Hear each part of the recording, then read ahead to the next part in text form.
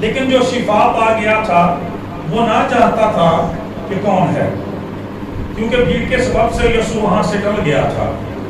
ان باتوں کے بعد وہ یسوع کو ہیکل میں ملا۔ اس نے اسے کہا، دیکھ تو تندرست ہو گیا ہے، پھر گناہ نہ کرنا، ایسا نہ ہو کہ تجھ پر اس سے بھی زیادہ آفت آئے۔ اس آدمی نے جا کر یہودیوں کو خبر دی کہ جس نے مجھے تندرست کیا وہ یسوع ہے۔ کلام خدا کے پڑھے اور سنے جانے پر خداوند کی خاص برکت ہو، خداوند کا نہایت شکر ہو۔ ہاللیلویا۔ میرے عزیزو، آج جس بات پر ہمیں غور کرنی ہے وہ یہ ہے کہ جو شفا پا گیا تھا وہ نہ جانتا تھا کہ یسوع کون ہے۔ جو شفا پا گیا تھا وہ نہ جانتا تھا کہ یسوع کون ہے۔ اور جب ہم اپنی زندگیوں پر غور کرتے ہیں تو اکثر اوقات ہماری زندگیوں کا حال بھی یہی ہوتا ہے۔ ہم اپنی زندگی کا کثیر حصہ شاید اس شخص کی طرح سے 38 سال اس شخص کو ہو گئے، 38 سال ہو گئے ہیں اس شخص کو شفا کا انتظار کرتے ہوئے۔ جب اس پر کرم کی نظر کی گئی، مہربانی کی گئی، شفقت کی گئی، محبت کی گئی، اسے ریسٹور کیا گیا، رہا کیا گیا، بحال کیا گیا، تو وہ اپنے رہا کرنے والے کے بارے میں کچھ نہیں جانتا۔ جب گواہی کی باری آئی ہے، ایمان کی باری آئی ہے، دوسروں کو بتانا ہے، اسے پتہ ہی نہیں ہے کہ وہ کون ہے۔ اور اکثر اوقات ہماری زندگیاں میں جو ہم نامی مسیحوں کی طرح سے گزر جاتی ہیں، ہمارے نام چرچ کے رجسٹر میں تو مسیحی درج ضرور ہوتے ہیں، لیکن عملی طور پر ہماری زندگیاں جو ہیں وہ مسیح سے کوسوں دور ہوتی ہیں۔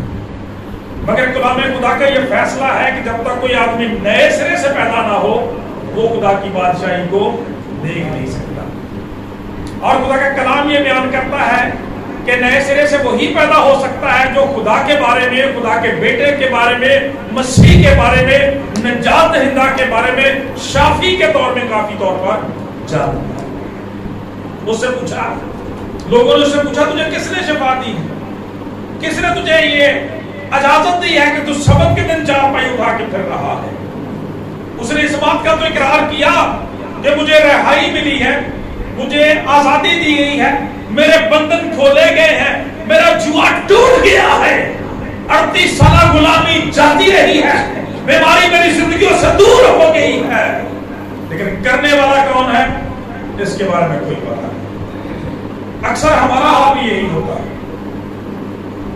خدا کا کلام یہ بیان کرتا ہے، تمہاری روشنی آدمیوں کے سامنے چمکے تاکہ وہ تمہارے آسمانی باپ کے بارے میں، تمہارے نیک کاموں کو دیکھ کر تمہارے آسمانی باپ کی تمجید کر سکے۔ میرے عزیزو، آج تھوڑی اس بات پہ ہمیں غور کرنے کی ضرورت ہے کہ جیسے نے انسان کی خاطر، گناہگار انسان کی خاطر، ہم سبوں کی خاطر آسمان کو چھوڑ دیا، انسان کی شکل اختیار کی، تجسم اختیار کیا، مصلوب ہوا، مر گیا، دفن ہوا، صلیب جیسی کڑی سزا برداشت کی، آج جب گواہی دینے کی باری آتی ہے تو ہمیں اس کے بارے میں پتہ ہی نہیں ہوتا۔ اکثر اوقات ہمارا حال بھی یہی ہوتا ہے، جب ہمیں شفا کی ضرورت ہوتی ہے، برکت کی ضرورت ہوتی ہے، ہم خداوند کے حضور ضرور آتے ہیں، اور کبھی کبھار سنڈے کی جو عبادات ہیں ان میں بھی شامل ہو جاتے ہیں، بائبل بہت پڑھتے رہتے ہیں، لیکن اس کے باوجود مسیح کے بارے میں ہم کوئی فیصلہ کن بات، کوئی فیصلہ کن جواب نہیں رکھتے اپنی زندگی کے اندر کہ وہ کون ہے۔ ہم ادھر ادھر کی تعلیم کی لہروں سے اچھلتے رہتے ہیں جو بے شرمی کی جھاگ اگلتی ہیں۔ خدا کا کلام یہ بیان کرتا ہے، اس شخص سے پوچھا، لکھا ہے کہ میں تجھے کس نے یہ اجازت دے دی ہے کہ تو آج سبت کے دن آزادی سے گھوم رہا ہے، پھر رہا ہے؟ تجھے کس نے یہ برکت دے دی ہے؟ تجھے کس نے ریسٹور کر دیا؟ تجھے کس نے بابرکت بنا دیا؟ تجھے کس نے رہا کر دیا ہے؟ اس شخص کے پاس ایسا کوئی جواب نہیں تھا۔ کیوں بھائی؟ کیوں نہیں تھا اس کے پاس جواب؟ اس لیے کہ اس نے یہ بودر ہی نہیں کیا، اس نے یہ پرواہ ہی نہیں کی، اس نے یہ سوچا ہی نہیں، اس بات پہ غور ہی نہیں کی کہ مجھے اس کے بارے میں بھی سوچنا چاہیے۔ اکثر ہمارا رویہ ایسا ہی ہوتا ہے، ہمیں اپنی نعمتوں، برکتوں اور بخششوں سے تعلق ہوتا ہے، اور بڑے بڑے جو ہمارے ٹیلی ویژن چینلز ہیں ان پر اکثر ایسی گواہیاں سننے کو ملتی ہیں کہ لوگوں کو جب ضرورت ہوتی ہے 100 200 400 سے 1000 کلومیٹر سے سفر کر کے لوگ آئزیک ٹیلی ویژن پر پہنچ جاتے ہیں، برکت ٹیلی ویژن پر، پریس ٹیلی ویژن پر چلے جاتے ہیں، جب شفا مل جاتی ہے، برکت ریسٹوریشن بحالی ہو جاتی ہے، اس کے بعد تو عمر بیک آؤ. نہیں، خدا کا کلام یہ بیان کرتا ہے ریلیشن بنانا ہے خدا کے ساتھ، تعلق بنانا ہے خدا کے ساتھ. اس لیے کہ لکھا ہے جتنوں نے اسے قبول کیا اس نے خدا کے فرزند بننے کا حق ان لوگوں کو بخشا ہوا ہے. Christianity not a religion, relation to God it is. یہ خدا کے ساتھ زندہ تعلقداری کا نام ہے. اس شخص کو کیوں نہیں تھا پتا، کیوں نہیں تھا جانتا؟ اس لیے کہ مسیح کے ساتھ تعلق نہیں بنایا. 38 سال سے لوگوں میں ڈوبا ہوا تھا، مشکل مصیبت میں پڑا ہوا تھا، لوگوں کو دیکھتا تھا. حسرت تھی دل کے اندر کہ میں بھی شفا یاب ہوں. حسرت ہے دل کے اندر مجھے میرے پاس بھی اچھا گھر آ جائے. حسرت ہے دل کے اندر شفا یاب ہو جاؤں، اچھی گاڑی آ جائے، اچھی رہائش مل جائے، اچھا ہوتا آ جائے، اچھی شہرت شہر میں آ جائے. جب آ گئی مسیح کا کوئی عطا پتا نہیں. کیوں؟ اس لیے کہ سوچا ہی نہیں، غور ہی نہیں کیا اس بارے میں. اپنے مطلب اور مقصد سے صرف مسیح کا ٹائٹل لگا لیا، سلیب گلے میں پہن لی، بس. سلیب کی اہمیت کا، عظمت کا، قدرت کا کوئی پتہ نہیں ہے. خدا کا کلام یہ بیان کرتا ہے میرے عزیزو، خدا کی شکر گزاری کرتے ہیں. آپ کو پتا ہے کہ 3 ہفتے پہلے جب ہم نے کلام خدا میں سے ایسٹر کے بعد سنا تھا کہ ہمارا شافی زندہ ہے، ہاللیلویا، تو ضرورت اس بات کی ہے کہ ہم اپنے شافی کے بارے میں جانیں، کیونکہ وہ اس بات کا تقاضا کرتا ہے. اس لیے کہ جب ہم مقدس لوکا کی انجیل کو پڑھتے ہیں تو وہاں پہ 10 کوڑیوں کا واقعہ لکھا ہوا ہے. خدا کا کلام بیان کرتا ہے 10 نے پکارا، استدعا کی، دعا کی. خداوند یسوع مسیح نے اشارے سے انہیں کہا کہ جاؤ اپنے دل جا کے کہانوں کو دکھاؤ.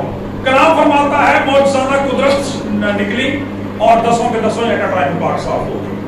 اور ان میں سے ایک جو تھا اس کے بارے میں لکھا ہے کہ ایک نے جب یہ دیکھا کہ میں پاک صاف ہو گیا ہوں تو وہ واپس پلٹا اور مسیح کے قدموں پر گر کر شکر گزاری کرنے لگا. وہ سامنے تھا.